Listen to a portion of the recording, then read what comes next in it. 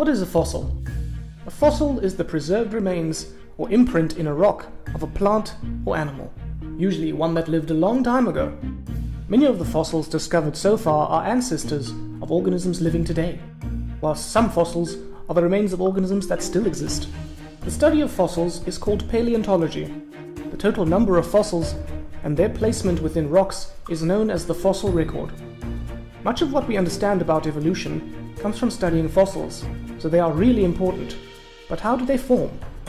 When animals or plants die, their remains usually decay to nothing. It is only if the conditions are right that they can be preserved as fossils. The best way to create a fossil is to trap and quickly bury a dead organism.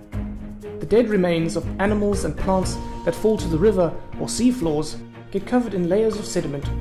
Over time, this sediment sinks as it is buried deeper by increasing layers. Meanwhile, minerals permeate through the sediment and gradually recrystallize the non-decomposed remains. This process is called permineralisation.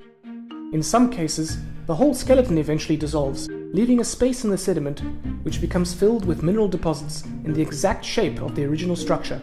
In this way, a cast of the original structure is created.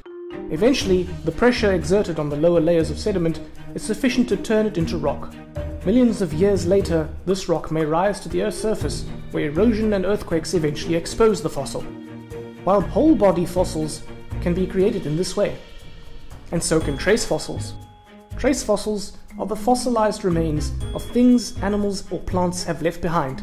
This includes footprints, tracks, dung, and even lightning strikes. Another way to create a fossil is by covering a specimen with a non-porous coating.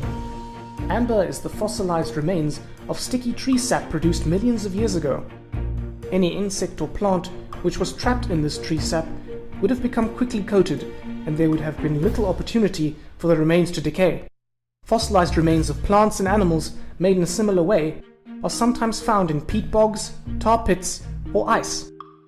So in this video, you have learned what fossils and the fossil record are.